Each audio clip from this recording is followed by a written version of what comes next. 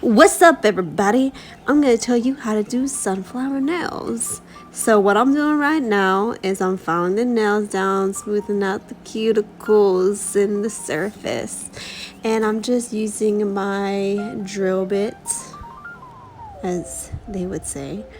Now I'm just filing off the top with my nail file to kind of rough up the edges or the surface a little bit more, so that way the tip will be able to adhere better, because I notice if I don't do this, then the tip will not stay. So now I'm going to glue on the tip my D&D nail glue, and you just keep on for a couple seconds, and it takes a little while, but it'll work. And if you notice that the nail tip is not sticking, go back with your nail file and scratch up the surface a little bit more. This was honestly my second try doing this. The first time it would not stick no matter how many times I filed the top. So I'm just doing that right now and just waiting a couple seconds using my nail glue. Yes. So now what I'm doing is I'm kind of just figuring out the length that I want to do these sunflower nails, and that's kind of just my sampler. And now I'm going to shape and file my nails. I am going to do the coffin shape. I gotta turn off this fan. It's hot in here. Okay, so I'm filing my nails right now using my nail file. I believe this is the 100 grit. It's kind of a new one, so it helps with me using a 100 file grit to file. It really makes the edges more sharp and the shape more defined, I guess. So I'm just continuing to file each nail right here, and I noticed that the more rough the surface of the nail file, the better it is for me. I've just learned this myself. I mean, everyone knows this, but me personally, just kind of doing process of elimination. I was using the same file, and I just couldn't get that sharp edge that I wanted until I realized, oh, I probably just needed a new file. So change your files, don't forget. Now, just still filing the nails like so. And yeah, there you go. Now with my nail file, I'm just going to smooth out the edges of the surface. Oh my gosh. And just kind of smooth out the surface before I apply my acrylic nails.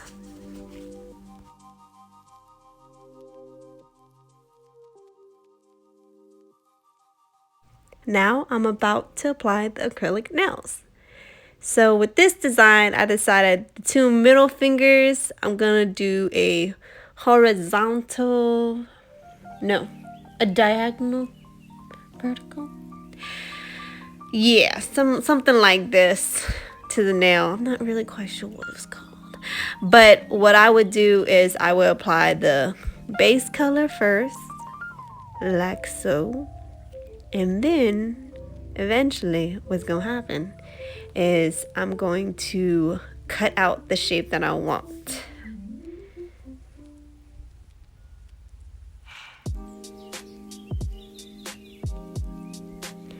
And they say it's better to use an X-Acto knife. I didn't have one at hand, so I just found this kind of metal nail file, I guess. Just whatever you can get to cut out the shape that you want will work. But I'm gonna still need to get an X-Acto knife.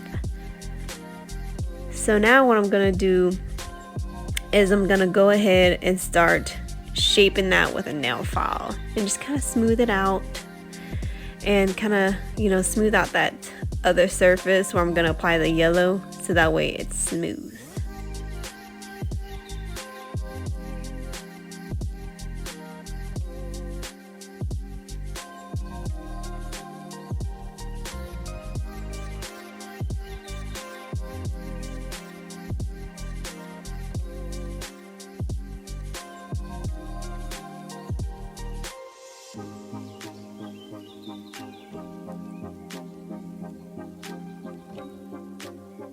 Now what I'm doing here is to make it more smooth, I'm gonna use my E-bit drill to smooth out the surface.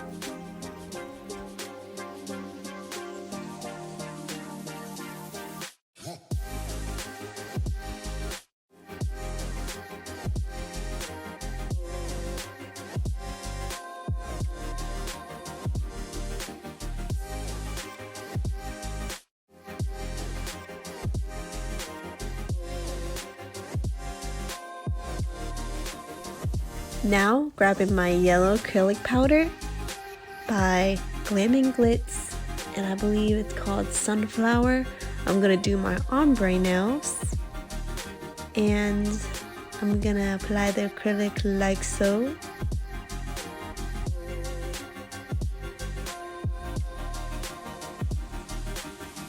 Now I'm just gonna apply it on the other side of my diagonal design. Just kind of drag it down.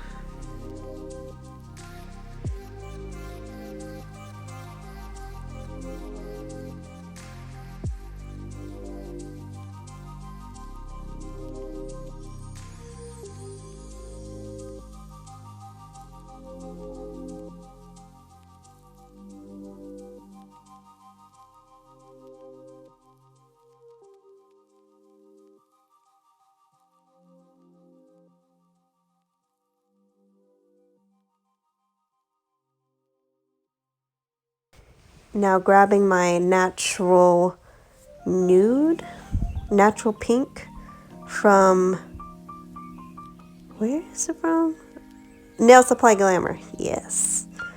I'm going to apply this on the top part near the cuticle area to do the ombre style. I like to start off close to the yellow and then kind of go my way up to the cuticle and just blend down.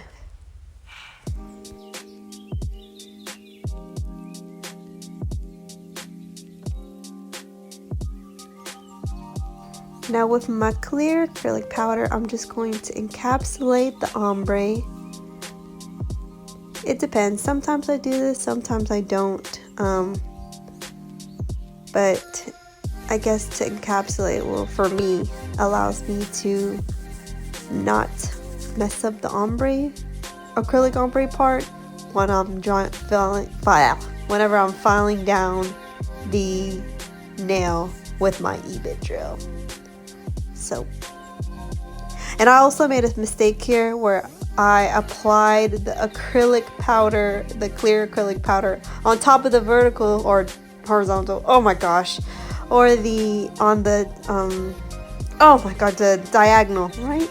Gosh, design, the two middle fingers. When what I should have done was I cannot talk. I should have filed it down with my E-bit drill first so I could smooth it out and then apply my acrylic clear powder. Or I could have just left it there without the acrylic clear.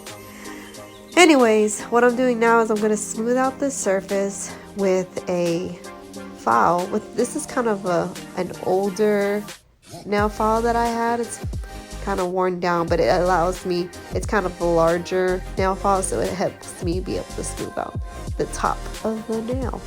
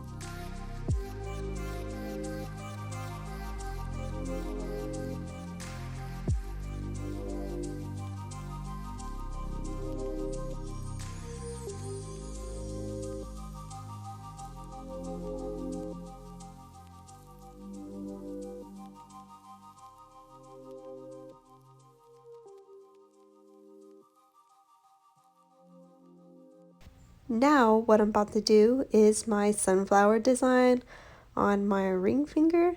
Yep. So you didn't see this part, but it took me a while until I got that perfect little ball. As you can see, there's 2 little yellow dots on the napkin. So if you don't like it, it's okay. Remove it, try again. This took me a lot of practice. I'm still practicing. It's not the best sunflower, but I mean, this is my first time attempting this. And I've done different kinds of flowers, but this is my first sunflower. So what I'm doing is I'm just applying the little ball, and then I'm pressing down the middle to create that petal effect, and then I'm kind of dragging it out the end to kind of make it like tip at the end, like a sunflower. Maybe it doesn't look like a sunflower, but this is just my interpretation of a sunflower on a nail. But like I said, still practicing, still a noob here, still learning.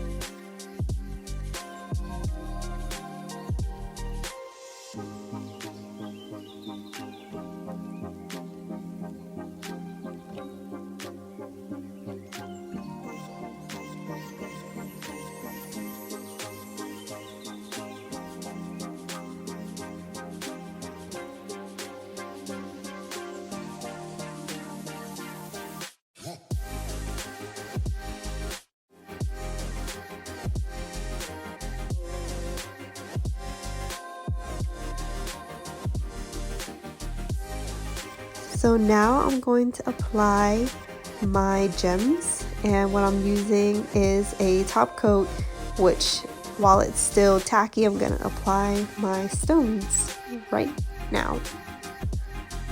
I usually use a gel top coat and then apply my stones because it lasts a lot longer, but I didn't want to waste my gel stuff, so I just used the regular top coat.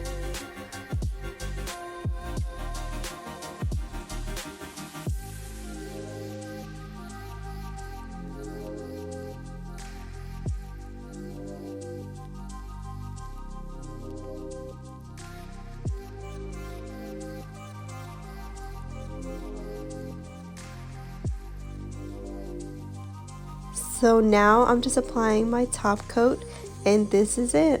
Thank you guys so much for watching.